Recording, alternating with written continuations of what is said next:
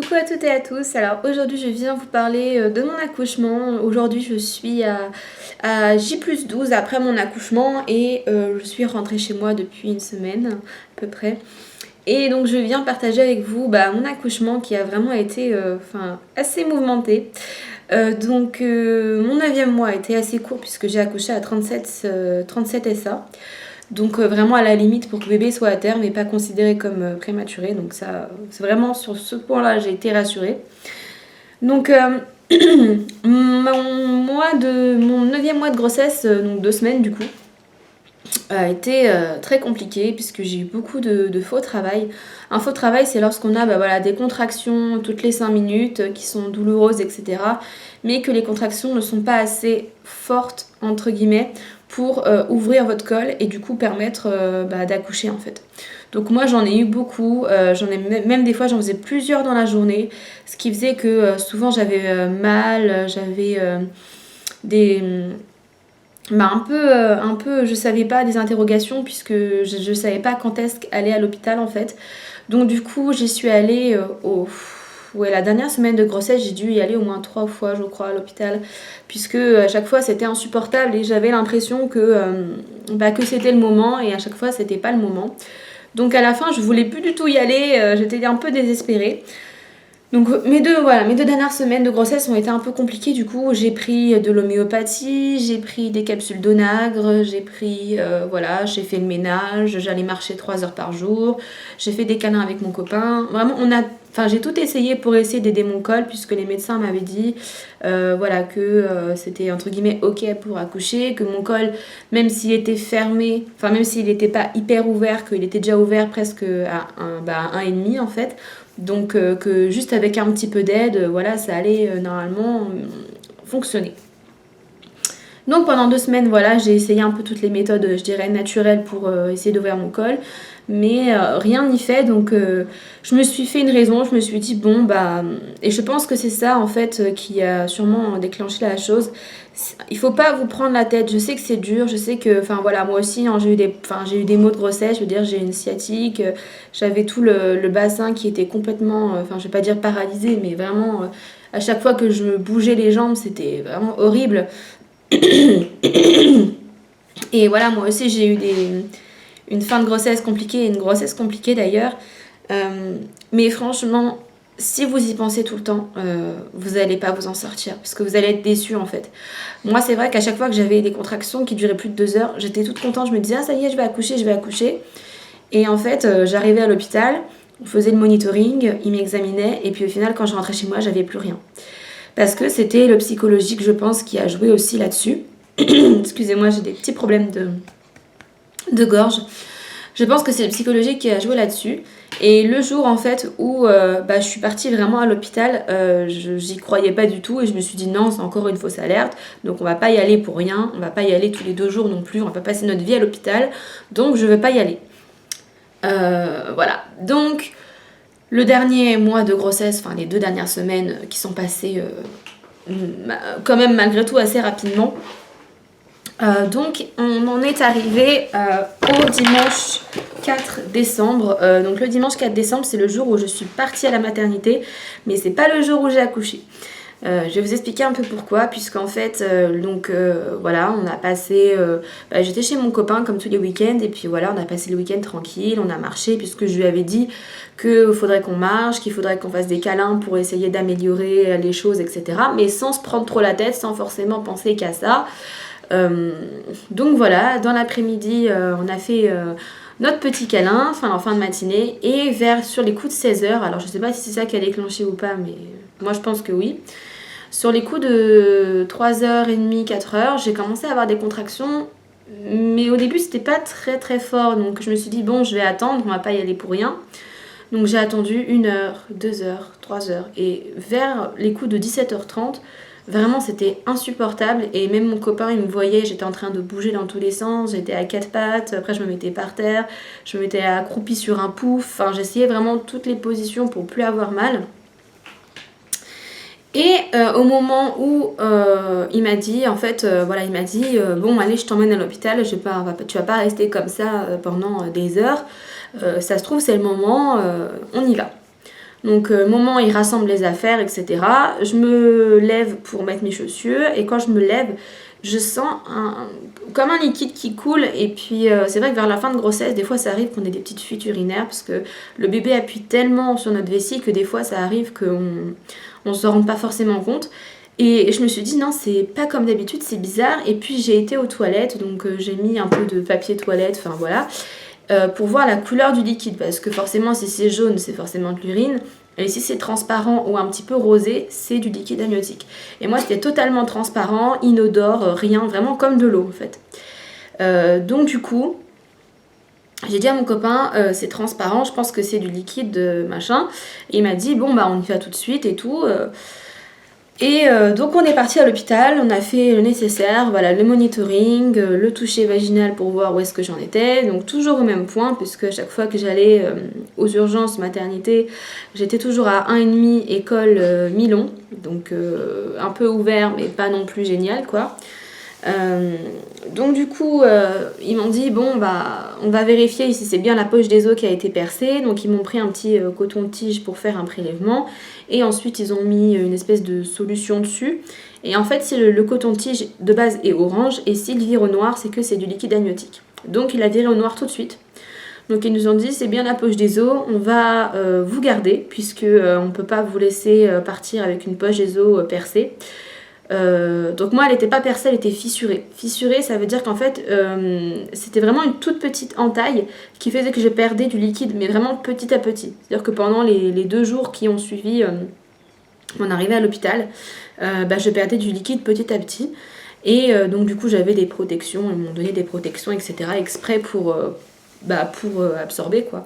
Donc voilà. Ils m'ont dit qu'on allait me garder, on m'a posé un petit cathéter sur mon poignet là, enfin sur ma main, super, le cathéter nul quoi, vraiment. J'ai gardé un cathéter pendant 2 jours sans qu'on s'en serve sur moi. Enfin, donc je suis arrivée le dimanche soir vers 18h à peu près. Donc ils m'ont gardé la nuit en observation, on m'a mis dans une chambre comme on a après l'accouchement quoi. Donc j'avais ma chambre et puis donc on m'a dit on va vous garder, on va voir ce qui se passe cette nuit et ce qui se passe demain.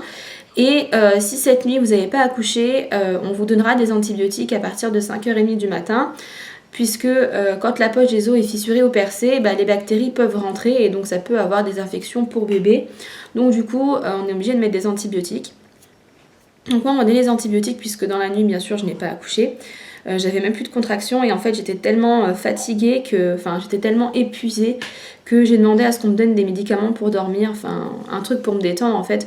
Donc du coup ils m'ont donné ça et ça m'a permis de me reposer pendant 2-3 heures vraiment parce que on est tellement excités, enfin moi j'étais déçue et excitée en même temps, enfin voilà. Donc du coup je me suis dit bon faut que je me repose, je vais pas rester toute la nuit à attendre comme ça. Donc j'ai dormi environ 2-3 heures. Il y a mon copain qui était avec moi, qui est resté avec moi la nuit. Donc le lendemain matin, on m'a donné les antibiotiques. C'était à prendre toutes les 10 heures, je crois, ou toutes les 8 heures, enfin je sais plus. C'était environ 2 fois par jour. Et donc on m'a dit, on va voir pour vous déclencher ce matin. Donc je devais déclencher 24 heures après la perte des os. Et en fait, quand je suis arrivée dans la salle de monitoring pour qu'on me dise un peu ce qu'il en est, on m'a dit on ne pourra pas vous déclencher aujourd'hui puisqu'on n'a plus de place dans les salles de naissance. Donc on va prendre les urgences et on vous déclenchera que demain. Quand on m'a dit ça, je me suis dit j'ai encore 24 heures à attendre. Mais c'était franchement, du dimanche soir jusqu'au jour où j'ai accouché, c'était les plus longues heures de ma vie. Je vous promets que c'était horrible, c'était long, fatigant parce qu'à chaque fois que j'avais des contractions, j'en avais beaucoup des contractions et qui faisaient vraiment mal, on me disait non c'est pas les bonnes, non c'est pas les bonnes, non ça ne fonctionne pas, non ça n'ouvre pas votre col est toujours fermé, faut attendre. Et pendant 9 mois on attend, mais je vous promets que si jamais un jour ça vous arrive pour X ou Y raison d'attendre à l'hôpital qu'on vous déclenche, je vous promets que vous allez comprendre que c'est les pires heures de votre vie en fait, c'est les plus longues Et moi à la fin j'étais désespérée, je pleurais tout le temps et on m'a donné pareil, des médicaments la nuit pour dormir parce que j'étais dans un état vraiment dépité. J'ai cru que j'allais jamais accoucher en fait, hein. Je me suis dit je vais jamais accoucher, c'est pas possible. Donc voilà, on a laissé passer la journée du lundi où il s'est toujours rien passé. Le soir, j'ai recommencé à avoir des contractions, etc. Et on m'a dit, bon bah là, de toute façon on n'a plus le choix, on vous déclenche demain matin dans la matinée, donc assez tôt, vers 8h. Parce que demain, ça fera 48 heures, vous aurez percé et le délai maximum c'est 48 heures. Donc dans tous les cas, demain, on vous déclenche. Donc moi, j'étais soulagée, je me suis dit, bon, je vais enfin accoucher, voilà. Je me suis dit, mardi, on me déclenche, maximum mercredi, j'ai mon bébé dans les bras. Et j'ai demandé avec quoi on me déclenchait, parce que celles qui le savent, il y a plusieurs moyens pour déclencher un accouchement. Donc il y a un espèce de tampon, c'est pas vraiment un tampon, c'est une bandelette avec des hormones dedans qu'on vous insère dans le col pour aider un peu à dilater. Il y a la poche d'hormones et il y a un gel. Donc moi je me suis dit, s'ils me mettent le gel ou un truc pas efficace, je vais encore attendre des heures pour rien. Enfin bon, je lui ai un peu demandé comment ça se passait. Et la dame m'a dit, vous on va vous déclencher avec la petite bandelette. Donc c'est une bandelette, voilà, un petit d'hormones qu'on vous met dans le col. Et c'est censé déclencher des contractions et des contractions bien efficaces. Donc moi j'y croyais pas trop parce qu'on m'a dit que si jamais ça ne fonctionnait pas, il fallait attendre 24 heures avant d'en reposer un deuxième. Et si le deuxième ne fonctionnait pas, il fallait attendre encore 12 heures avant de poser la poche d'hormones. Donc en tout, si jamais là ça ne fonctionnait pas, il fallait attendre au moins 2 jours avant de refaire quelque chose. Donc je me suis dit, pourvu que ça fonctionne, parce que franchement, je me sens pas à attendre encore 2 jours comme ça dans cet état-là, quoi. Même par rapport à mon bébé, 48 heures, si on attend encore 48 heures, ça fait, je sais pas compter, ça fait 46 heures ou 72 heures, je sais plus, 96 heures. Et là, c'est plus possible, quoi. Donc j'étais un peu paniquée et sur le coup, je me suis dit bon, ça va pas forcément fonctionner. Donc j'ai passé la nuit un peu pareil, j'ai pas vraiment dormi parce que j'étais excitée du lendemain. Vers les coups de 8h, on est venu me chercher pour me faire un monitoring avant de mettre la petite bandelette pour vérifier que bébé va bien, qu'il n'est pas en souffrance, etc. Donc vers 9h30, on m'a posé le petit propès, ça s'appelle un propès. On m'a posé donc le déclenchement. J'ai attendu, donc pareil, j'ai dormi parce que la nuit, j'avais pas dormi. Donc là, maintenant que je savais que j'étais en train de déclencher, ça m'a soulagée. Donc j'ai dormi pendant à peu près 1 à 2 heures. D'ailleurs pendant ces heures-là, il y avait donc un monitoring posé pour vérifier pareil que le bébé supportait bien le déclenchement parce qu'il y a des bébés qui ne supportent pas. Donc du coup, t'arrêtes de bouger, hein? Oh, t'en as marre d'être dans ton transat, ma fille. Oh bien mon cœur. Oh mon bébé. Voilà, c'est mon bébé. Donc du coup, on en avait un petit peu marre des monitorings. Et voilà, après on m'a mis dans ma chambre et on m'a dit vous revenez quand vous avez trop mal, vous revenez.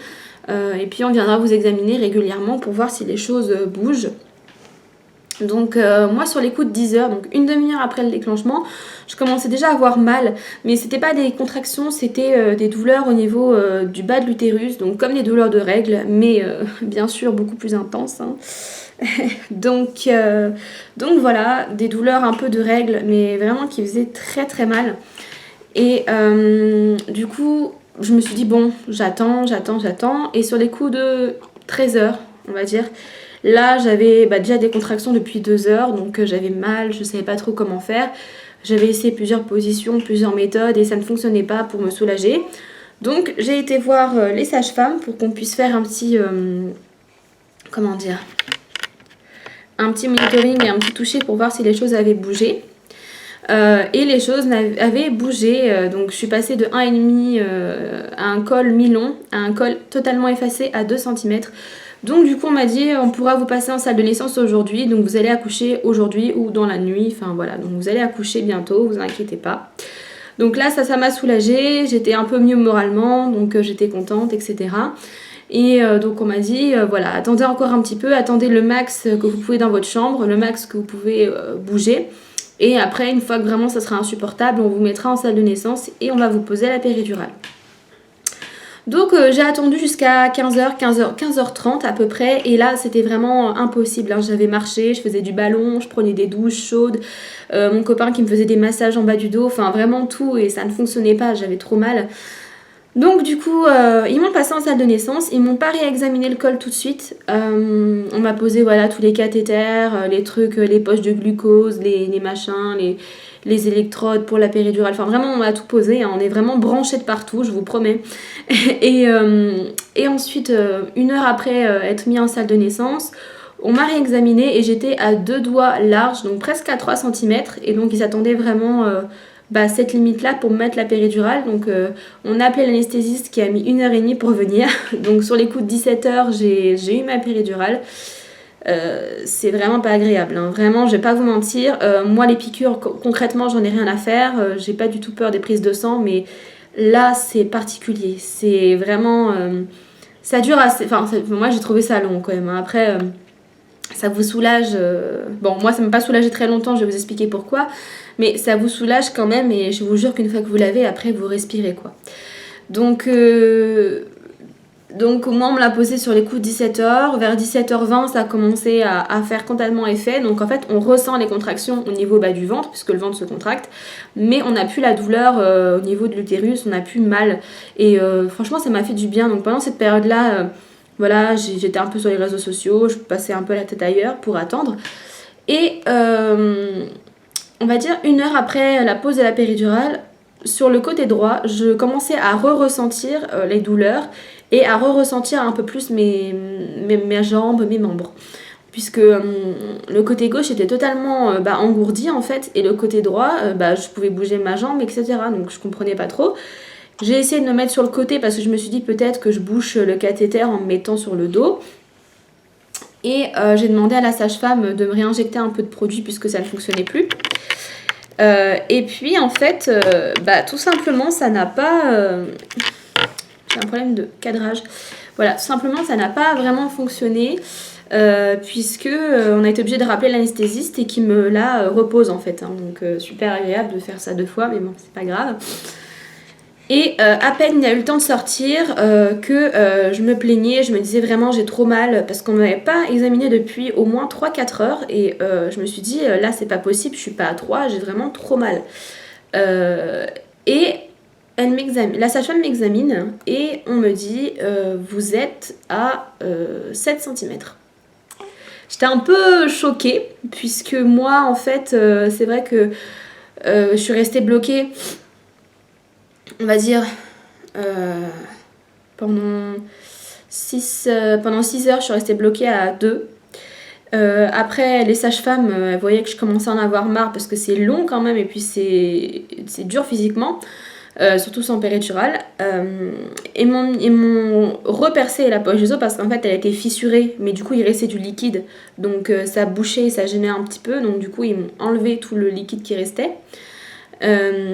Ensuite ils ont attendu 1 heure, ça bougeait pas, et ensuite ils ont mis une poche d'hormones pour que les contractions s'intensifient et qu'elles soient plus fortes, encore plus fortes, donc vraiment encore plus mal.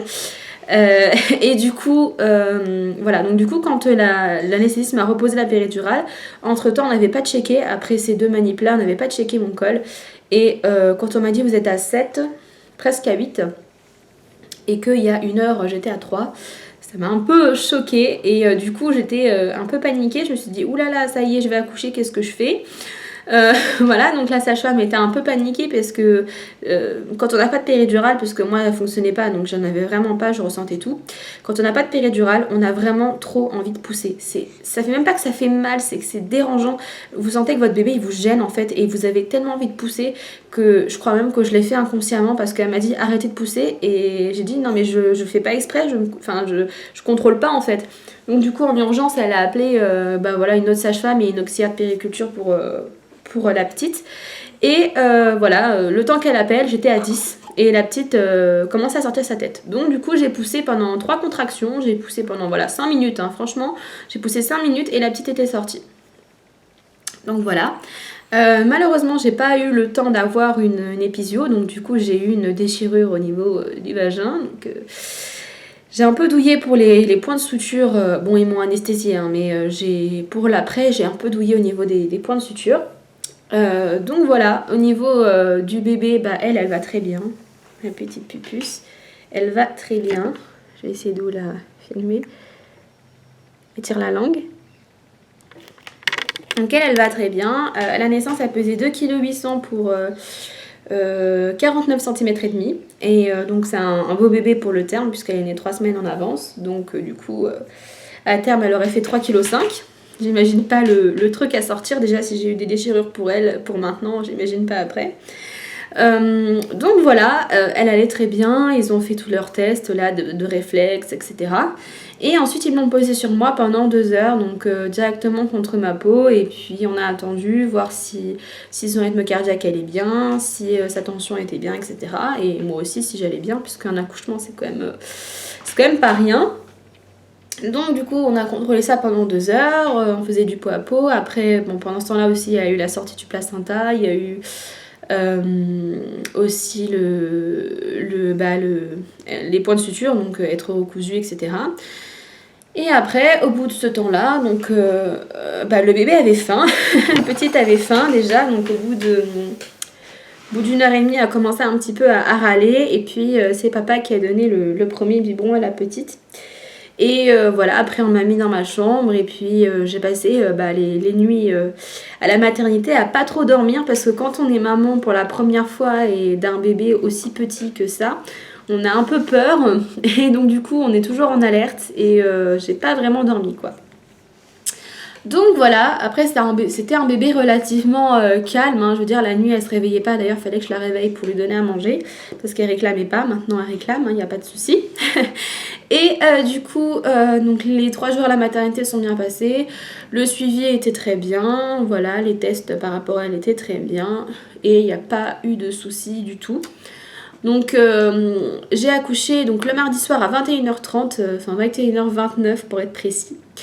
Et je suis sortie le samedi début d'après-midi, donc on est allé directement chez le papa. Et puis on a passé le week-end tranquillement. Alors les suites de couches, puisque c'est la suite logique. Les suites de couches. Alors je vais vous parler un peu des points de suture, parce que vous soyez une épisiotomie ou une déchirure, vous aurez forcément des points de suture, au moins 1 ou 2. Donc c'est un peu douloureux parce que moi j'en ai qui me remontent clairement jusqu'à l'anus, hein, je vais pas... Voilà, c'est un accouchement, c'est médical, voilà, c'est comme ça. Moi j'en ai clairement qui remontent jusqu'aux fesses, donc pour se doucher, pour se laver, pour toucher ces parties-là, c'est assez délicat. On saigne beaucoup, enfin moi j'ai beaucoup saigné, d'ailleurs je saigne encore aujourd'hui, presque 2 semaines après l'accouchement. Donc on saigne beaucoup, on se vide beaucoup et voilà, donc c'est pas super agréable niveau hygiène et tout. Faut vraiment se laver genre 3-4 fois les parties intimes par jour quoi. Ensuite, au niveau des montées de lait, mon dieu. Au niveau des montées de lait, alors moi je pensais que j'allais pas avoir de lait puisque pendant la grossesse j'ai pas eu de... Ma fille, tu peux me lâcher? J'ai pas eu de montée de lait pendant la grossesse. Je me suis dit bon, je vais pas en avoir, j'aurai pas de lait, j'aurai pas de problème. Et puis en fait, à partir du 2e, 3e jour après l'accouchement, du jour où je suis rentrée chez moi, j'ai commencé à avoir des grosses montées de lait, donc les seins vraiment genre bonnet F quoi, vraiment énorme, tout dur, tout gonflé, hyper douloureux, hyper lourd, c'est juste hyper désagréable. Qu'est-ce qui se passe? Quoi? Qu'est-ce que tu veux? C'est hyper désagréable et en fait maintenant ils donnent plus de médicaments pour les stopper, ils donnent que de l'homéopathie, donc ça fonctionne moyennement quoi. Donc des comprimés d'homéopathie qu'on a à prendre 2 ou 3 fois par jour.